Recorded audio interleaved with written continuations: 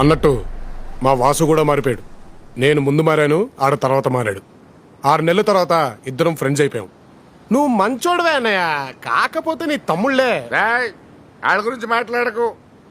ఫార్వర్టెడ్ fellows. నలుగురిని కానీ మా నాన్న గిఫ్ట్గా ఇచ్చెళ్ళాడు.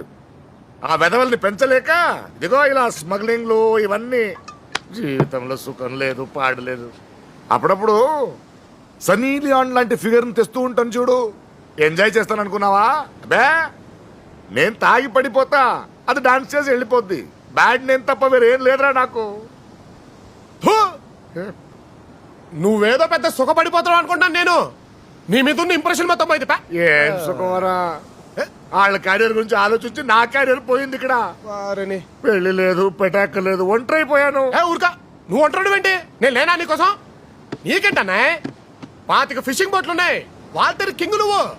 నేను మంచి అమ్మాయిని సెట్ చేస్తా, మంచి సిస్టమ్, మంచి మ్యూజిక్ సిస్టమ్ సెట్ చేస్తా నీకు. మన ఇద్దరు ఈ సంవత్సరం పెళ్లి చేసేసుకుందాం. ఎంతకాలం చెప్పి ఇలా గాడిదల్లాగా దేశం మీద పడి తిరుగుతాం చెప్పాను. చేసేసుకుందాంలే. అరే కుమ్మేద్దాం అంతే. చూడు, స్మాష్. పెళ్లి. అరే ఇంత సిగ్గేనా నీకు?